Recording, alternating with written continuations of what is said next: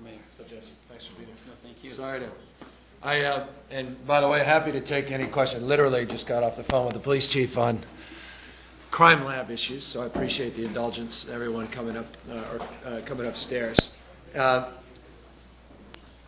hope you all got what you needed on the Sunday streets, because we're very excited about that, very proud of the success, and very humbled by the overwhelming public support. And I think the exciting announcement is how this thing is growing, not just in San Francisco, but across the state and across this country. In addition, I thought, and I hope the announcement really reinforced the creative desire, particularly down in Chinatown, to look more consistently at car-free opportunities along the lines of what we're doing at Golden Gate Park, et cetera. All about democratizing the streets. It's all about changing the framework that we have come to accept. 25% of all our land mass are streets. And who designed those? And why were they designed? When were they designed? And what relevance do they have to the lives that we live today? And that's really the purpose of the Sunday Streets. And I want to just thank Nat Ford and his team and Livable City and all the great work at Fisherman's Wharf. Isn't that nice that we're all getting along? Folks at Fisherman's Wharf, I think, see the benefit of this, and all the contributions Kaiser has made and others, so hats off to all of them. Here is an important issue. You know, you've all heard me say ad nauseum that the muni challenges in this city could easily be addressed if we did not have the raid of state funding that we have had over the last number of years. I think this cannot be repeated enough. I appreciate that it's been stated, but it hasn't become indelible. What's indelible is Muni has a crisis of funding, and as a consequence, crises of confidence. And that's understandable. But what is not, I think, indelible and understood is the fact it simply would not have a crisis of confidence as it relates to a crisis of funding had it not been for $179.1 million that has been taken in the last 36 months by the state of California. $78.3 million that is proposed to be taken by the state of California this year. Look at our deficit, north of $100 million. That is a deficit not just 1 year, but that's basically this rolling deficit we've had. We would be running surpluses. We would be talking about substantial service enhancements along the lines of the Transit Effectiveness Program. There'd be no discussion, certainly no discussions about fare increases and the like. We are exclusively here because of the inaction, or in this case, the action, more appropriately, of the state legislature and the governor. To wit, we thought we would highlight an opportunity to change course, an opportunity to move in a different direction, an opportunity to reconcile this fact, and an opportunity to do the same in a way that will benefit BART and James Fang, the president of the BART board, will support Rebecca, and I don't know if John's here, Goodwin from the MTC, and I know Rocky Fernandez was somewhere around. I don't know if he's upstairs now at AC Transit, and certainly Nat Ford in the MTA agency. And that's two bills that the governor, by a signature, that's all that's required, just a pen and a piece of paper, can sign, that would obviate the need to find over $36 million in cuts at Muni. Put that in perspective. If you add up, I don't know that this is fair from a budgetary perspective, but I think it will explain things to the public more effectively. If we added up all of the service cuts proposed in your current year budget and next year's budget, the 10%, it rolls up to about $33 million. There would be simply no service cuts. As an example, that's an option. There's other options, as you know. But we can obviate the need for any service cuts if the governor simply signs legislation that the assembly has passed. That easy. I mean, this is how significant this is, and we thought it was appropriate that we highlighted this today because the legislature did its job, and now the governor respectfully, and I know how tough that job is in terms of all of the offsetting considerations, but if he would just allow us to continue to do our job by not deviating these dollars as he's been, $36 million would come directly to San Francisco's MTA, and of course you'll hear about the other agencies and what's at stake. It's about a $400 million bill of what they call STA money, these state transit assistance dollars. There's another bill, and by the way, that bill is ABX 89, Talk about bureaucracy. ABX 86 provides for ongoing contributions statewide of $350 million, which would then, again, substantially begin to alleviate some of the stress moving forward at the MTA. My point of saying this is complete interdependence between decision-making in Sacramento and reality here in San Francisco, that we have to have. We are not even asking for more support. We're just saying stop the raid. We're just saying stop taking our resources to deal with the mess that, with all due respect, many folks up there have created. And that's the purpose and the clarion call of this momentary opportunity to engage you. I know that you have strong opinions about this, James, and you guys have things to say on the topic in terms of what it means to your agencies, and then Nat will just underscore, I think, some of the points I made. Well, first of all, I'd really like to thank the mayor for holding this press conference to draw attention, using his office to highlight a problem which is so serious to many of the transit agencies. I'm also very proud to have MTC and, of course, our sister agency, Muni, the two largest agencies in the region, with BART, the three big players, to address this attention. You know, the voters of this state have passed at least 3 or 4 times mandated specific funds for transportation. Now, as the mayor said, we understand a lot of choices, education, prisons, all those. We understand that. But where BART has been concerned, for the last 3 years, they've been taking away almost $28 million a year. It doesn't matter how well you manage your system. When it comes from operations, that's what forces people to make layoff cuts, to increase and to become very, very creative. People think that we like to raise fares and cut service. The perception is, you guys like to do that. That's the farthest thing from the truth. Our hands are being forced. So I'm here to echo the mayor's sentiments, and I'm sure with Muni and MTC, our sister organizations, we're urging the governor. We understand he has so much problems. The state has a lot of problems. We're just asking him to show the Bay Area, to show state transit agencies, show us a little love by signing this. It's not the end-all to get all, but it is a first step. So thank you very much, Mr. Mayor. And then... You want to say a few words? Sure, thank you. Rebecca Long with the MTC. I would just throw out a few numbers to give the big picture context for the whole Bay Area region. You heard that for Muni it does represent about a $36 million boost in funding. Region-wide, the $400 million will bring about $148 million to Bay Area transit agencies. That's a significant infusion of funding to forestall further service cuts and fare increases. And then ongoing, we're looking at about $128 million if that $350 million is realized. So we definitely are urging the governor to support this bill. However, it is important to say that this tax restructuring, which is really designed to benefit the general fund, it's not designed principally to benefit public transit, does eliminate about over $1 billion in transit funding that currently exists in statute today. MTC, in their discussion a few weeks ago about this measure, was strongly supportive of a regional motor fuel mitigation fee that was in the original package. This is something that the pro tem Senator Steinberg proposed, and it's really about addressing climate change. We have a mandate now from the state to address climate change, but we don't have the resources to do so. And this regional gas fee, unfortunately, came out of the final package. We're hoping that it gets reintroduced in later legislation. It would be subject to a vote of the people, a majority vote.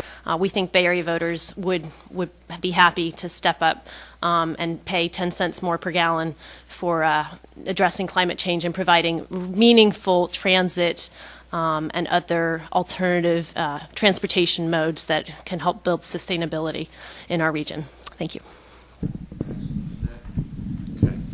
Okay. Thank you, Mr. Mayor, and my colleagues here in transit here in the Bay Area for joining us to urge the governor to sign this transportation package. Last week, the MTA board and the staff, we had to make a very difficult decision, and that difficult and challenging decision was to eliminate 10% of our service effective May 1st of this year. And this has been an ongoing challenge that this agency has faced, and we're not alone. Not a day goes by that we're not hearing about fare increases, service cuts. We're hearing about deferred maintenance and those types of things to a piece of infrastructure or a system that is so key to the livelihood of our citizens. From an educational standpoint, from a medical standpoint, from a business standpoint, our transit systems help move literally millions of people throughout this Bay Area. So as we start looking at these difficult choices, and last week we made a difficult choice with the MTA, we recognize the negative impact that it's going to have on the citizens of San Francisco. People will have to wait longer for vehicles. Vehicles will be much more crowded, and they may not be able to board those vehicles. So we had to go about that grim task and make that tough decision. Our legislative partners, our leadership, they've done the right thing. They've made, I think, a good decision in terms of voting this in and then passing it on to the governor. And as the mayor said, it's a signature on a piece of paper, but it means so much in terms of the livelihood and of our citizens and the riders who are out there who depend on us every day to get to work, to get to the doctor, to see their loved ones, and to help them achieve their dreams and their livelihood. So it's with the partnership that we're sitting around this table that we are urging the governor to support us and allow us to continue the good work that we need to do to keep this Bay Area moving. So thank you. So that was the message. I know it's unusual that I don't think I've ever at least participated in formal convening just on an assembly bill like this, but I guess I'm just at a point where enough's enough. It's just unacceptable to claim, as Rebecca did, the notion of environmental stewardship and then continue to have these raids of state funding to advance an environmental framework to keep people out of their cars and to keep people moving, as well as keeping the economy growing. So the two twin goals, economic stewardship as well as environmental stewardship, trying to twin those goals, are dramatically impacted by these ongoing raids. Again, we're not asking for more money. We're just saying stop these ongoing cuts and give us some stability so that we can work through our tough decisions locally. But 250, give me some math, what, 257 or so $million? $257.4 million, $250 million over 4 years is what the state has taken from our local system. Yet the MTA is on the front lines of getting, appropriately, I understand, the critique when that critique needs to be directed where that money is being directed, which is up in Sacramento. Enough's enough. So that's the message, that's the purpose of this. And to the extent you have questions, please keep them on topic, just out of respect to the folks to my left and right. Could a lieutenant governor help with this? Hypothetically, perhaps. God bless you for trying to keep it on topic.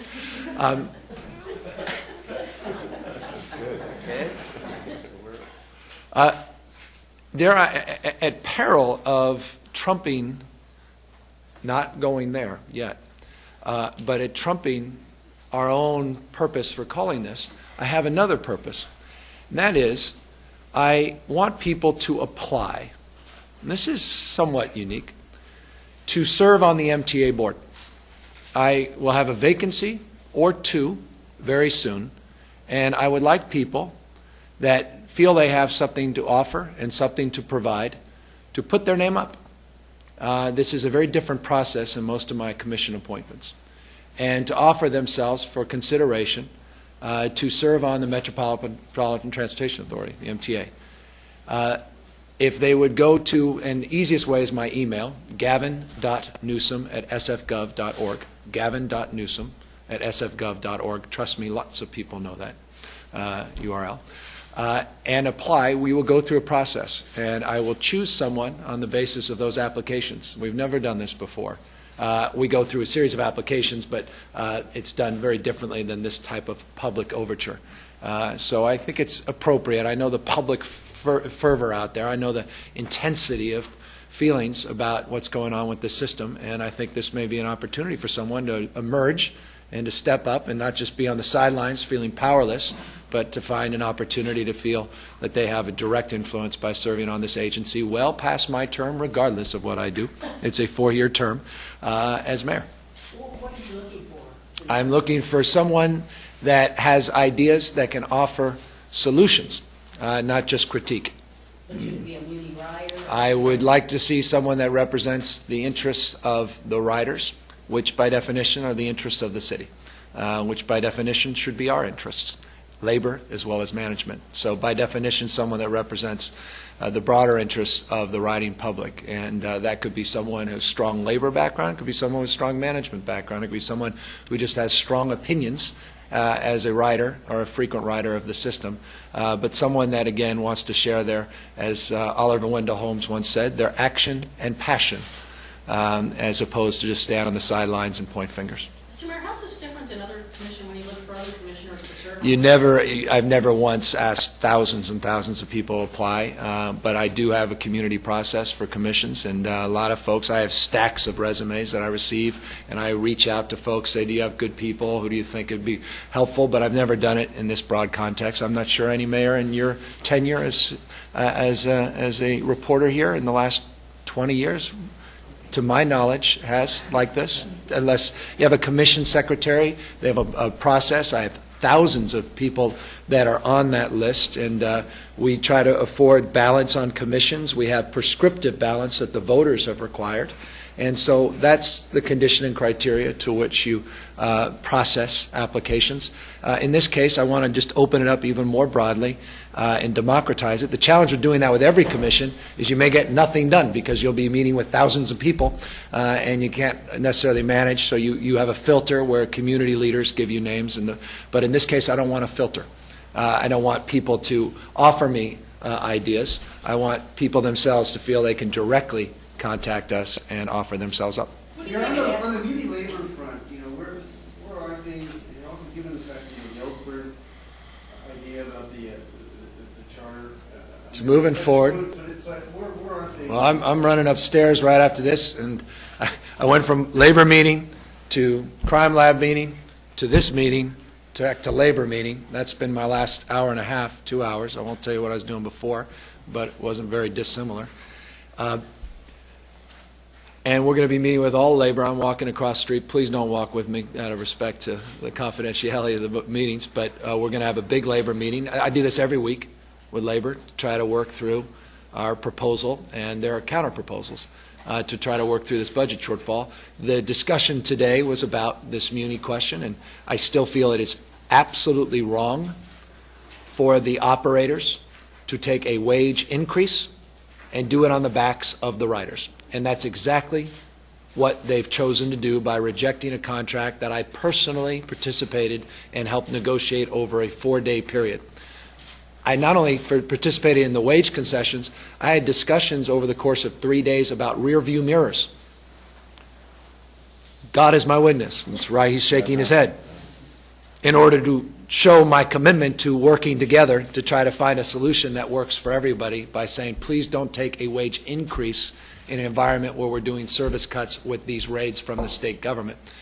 So I continue to say it's in their best interest and on behalf of all riders and taxpayers in San Francisco for Muni to give back its wage increase and to support the framework that we negotiated in good faith that would reduce the stress on the system and its riders. Even if the governor signs this bill, again, that's $36 million. That doesn't solve the whole problem. If the drivers step up, it will get us closer to a solution that doesn't include draconian or significant, I won't call them draconian, but significant service impacts. Is there any indication of how the governor might be leaning? Well, look, for the grace of God, go any of us, and not just I, but any of us, because he's got to, as James said, it's tough. You've got to balance the responsibilities of keeping your park system operational and keeping your health commitments to counties going. You've got to maintain the responsibility under Prop 98, and he's got a $20 billion shortfall. So it's difficult, but look, at a certain point, enough is enough, and I think all of us are at this point, and the entire regional transit system in this state, not just in this region, but regions across the state, are in peril of these ongoing cuts. And I don't, again, think the public understands fully what's been going on in Sacramento in the context of why they love to point fingers and hate BART and Rocky and AC Transit and what's going on at Samtrans and Golden Gate and everywhere else that's being starved of these funds, not just 1 year, 2, 3, 4 years in a row. Even if the drivers get back, and even if we are able to get more money from the state, I think we're still looking at a pretty sizable deficit. Where are we on new revenue generating measures, and specifically perhaps changes the way that we pay for parking? Well, again, parking's one of 100 solutions, and we've offered a lot of those solutions, but it's one of 100. And I've made my position clear that I think in this economic environment it would be patently wrong to burden small businesses in our diverse neighborhood commercial districts by extending the meters beyond 6 p.m. I can't tell you how many times I've told you that, so I don't imagine any of you need to write anything down because you've heard me say that so many times. That being said, I said I'm also open to argument about Sundays, because I've heard people on both sides say, you know, it may be good. Businesses say it actually may help turn over spaces on Sundays. Then I had a lot of folks in the neighborhood say, you got to be kidding. I'm a fourth generation San Francisco and you offend me for even suggesting you're open to this. So I think they should have a robust debate about that. But everything else is on the table, everything. That's why they've come up with some terrible ideas that I just assume never have been presented. But, you know, I'm hopeful that the public will weed them out and we'll listen and we'll get to a balanced budget. We asked the Board of Supervisors to step up. We're still waiting. I don't mean that as a challenge. I don't mean that as a critique. I mean that sincerely, for their contribution to this effort, $7 million at the Transportation Authority. I think that's only appropriate. I was a former member of that authority.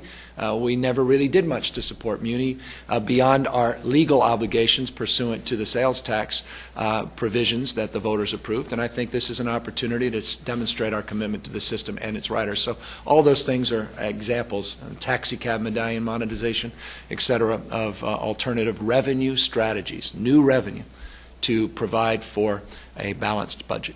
You mentioned that you were on the phone with Chief Gaston. Can we go off topic? Yeah, he's going to have an event at 3, I believe. Yeah. And he'll go into detail about our conversation. Suffice it to say, I want folks to know and that we're taking this very seriously. I don't want the hyperbolic statements that some are offering to get in the way of some of the more sober work that's being done to address the issue there. I don't want any grandstanding around this, and I suggest there is a little bit of that happening. And I want to put this in perspective, and at 3 o'clock I think the Chief will be more than willing to share in detail what is and is not happening. He's had some conversations that he'll share with you with some state officials and with some of our regional partners, and as you know, we're moving forward with an independent audit of the crime lab, and I want folks to know that everybody's on top of this, and I just want to put it in perspective because I think some want to take advantage of this to overstate what has occurred, but nor do we want to understate our concern about what happened and an individual that allegedly had done something wrong and needs to be held into account. And as we investigate further, we'll determine who else perhaps may be held into account. But drug suspects are being released, and so as mayor, what would you say to constituents who look at that and saw the picture? As I said, this was not only an unfortunate incident, it's an unacceptable incident. Someone allegedly did something wrong. And there was an investigation, and we are holding that person accountable. It was an investigation, by the way, that was launched internally and processed that was exacerbated by things that happened outside of our jurisdiction in San Mateo County. And now we are analyzing the impact of these alleged actions, and I think the Chief took and the DA took appropriate actions by immediately addressing those concerns by shutting down the narcotics division, but not the rest of the crime lab, and putting this in perspective, though there's some that want to create a framework where now everybody and everything may be at risk and thrown out. And I think that's overstating things a bit, and I don't think that's fair to the public and paints a very negative picture that could enjoin and in a very negative sense a lot of fear. And I want people to know there is serious concern and we're addressing it, but I don't want people to be hyperbolic about it, and I think the chief, again, will underscore this point at 3 o'clock. Mr. Mayor, can you talk a little bit more about that, the new director? Is there a perspective now that should be on the board that's not there in terms of... No, I think we have good, we certainly have independent perspective of the mayor, which is good, I guess. And what could a writer representative... Well, it doesn't have to be a writer per se. Again, it's just someone, I don't want to limit this. I don't want someone to say, boy, I'm, you know, if someone has some unique perspective to offer. This is a question I ask everybody that is prospective MTA appointee. And I ask, you know, what do you offer that's unique and distinctive? And I want a diversity of advocacy and opinion, and I think we have that on this board. You have people with long-standing management expertise, Cam Beach. You have people that are strong advocates for seniors and disabled in Bruce Oka. You have folks that have strong ties to labor historically, and Shirley Breyer Black, people that represent diverse communities in San Francisco and have a strong point of view about economic and environmental justice in relationship to transit funding and the like, with Reverend Marquet. You have a very diverse group of people there that have good background, and others that came from the Taxi Commission, and I think that have a notion of integration. And so I'm looking for a fresh voice with new ideas and with strong opinions that can be constructive and not just destructive and pointing out the obvious, that the state of California needs to get back into the business of funding public transit. Oh, we have 2 appointments that are coming up, and at least 1 or 2 have served out the 3 terms that under the voters. So it may be both. We don't know yet. We're still waiting to see. But there's certainly going to be a vacancy, and so we want to take advantage of that. Yeah, if it's off topic, let these poor folks go. If you still have stuff related to this, let's answer. What's being done to prevent other city departments from conducting their own raids on each budget?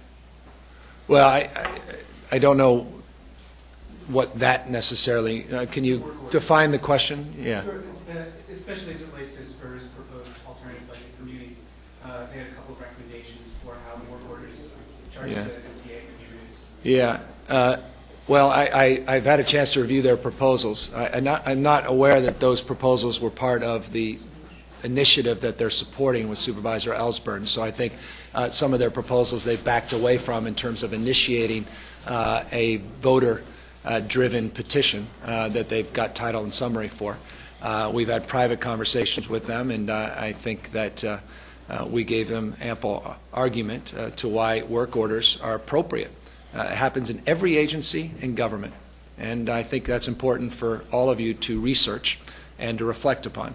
DPW has work orders in almost every department. Enterprise departments have work orders with general fund departments, general fund with other departments, real estate, libraries, all of it. That's how government operates, and Muni is no different. But I know people are concerned about Muni's budget, and we had a good analysis and review and good debate last year about work orders, and we came up with some consensus. And we worked to tighten some of this up, and we made commitments to do some further review, and I think we're on the right path, and everyone's working pretty well together in terms of advancing that.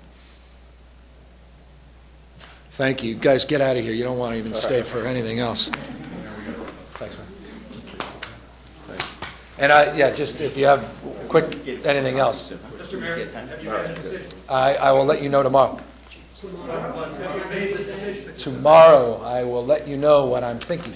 Why are you waiting until the last minute? Not last minute. Last minute would be if I told you tomorrow that I'm thinking announcing something at 4:59. That would be the last minute. We're going to do it. It just because I have a lot of work to do. I think you understand the challenges of being mayor. I think you appreciate the hard work we're putting into dealing with crime lab issues, dealing with Muni issues, dealing with issues associated with the budget. I've got labor leaders that want to spend a lot of time with me today, and so I'm focusing and attending to city business, and that's why I will defer any comment beyond the comment that I have advanced on this topic, and you will ask me 20 different ways to get me to respond. I'm going to say tomorrow because I'm prepped to say that. Are you going to file papers today? As I said, I'll tell you what is on my mind tomorrow. Anything else? But sir, you have said that you have not yet made your decision. I'm going to make my decision known tomorrow.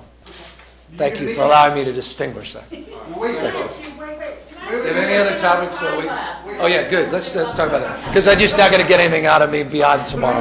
Are you gonna file today? No, I as I said, Talk tomorrow. tomorrow I'll make my decision.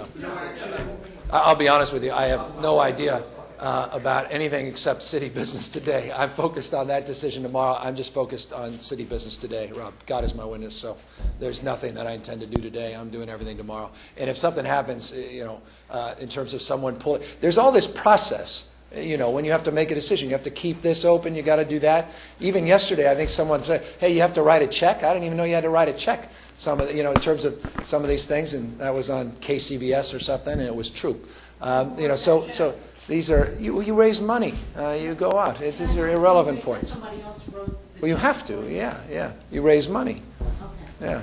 So these are just, you process things so you can make a decision. And that's what I'll be doing. And I'll be telling you what that decision is tomorrow. And God help us, I think the public is so dead seriously bored with this, they can't wait to get this out of the way, and we'll get back to city business right after I tell you what I'm doing. And that's what I'm doing today. It's what I've been doing every day. It's what I'll be doing if I run. If I don't run, I'm going to be paying a lot of time and attention to the city I care deeply about and the city I manage and love. Seriously, on the drug lab, you look at the picture in the paper today and... Didn't see it. Okay, well, I don't want to say... Which paper? The Chronicle. Okay. I don't want to say the folks look smug, but, I mean, if I'm in a neighborhood and someone is selling heroin and somebody is selling marijuana, whatever it is, and they're able to say, hey, look, I'm off the hook. It's a serious concern. We've stepped it up. Crime is down significantly in the last year and a half. Homicides...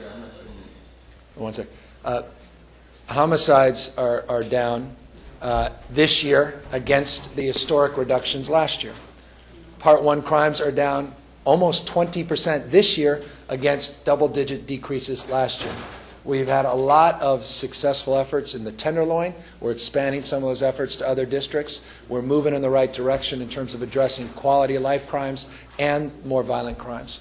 So clearly, no one should look smug in the context of feeling now they're going to get away with committing a crime. And that's what I think the police chief will, in a very sober and deliberative manner, project and communicate today. I know some folks want to, the defense side of things, act differently. And I just want to put that in perspective, that I don't think that services this city. But at the same time, we have to own up to issues, and we've got to own up to a process of addressing those issues and looking objectively at the facts through an independent audit, which we are doing and significantly have put resources and time into.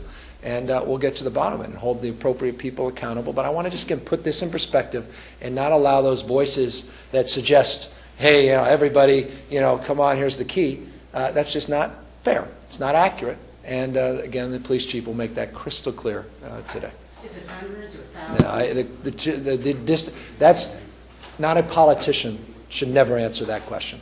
That's for a public defender, a district attorney, a judge, and those that process the crimes by arrest records, and those that are in the crime labs that are still doing work today in San Francisco to determine, not a mayor.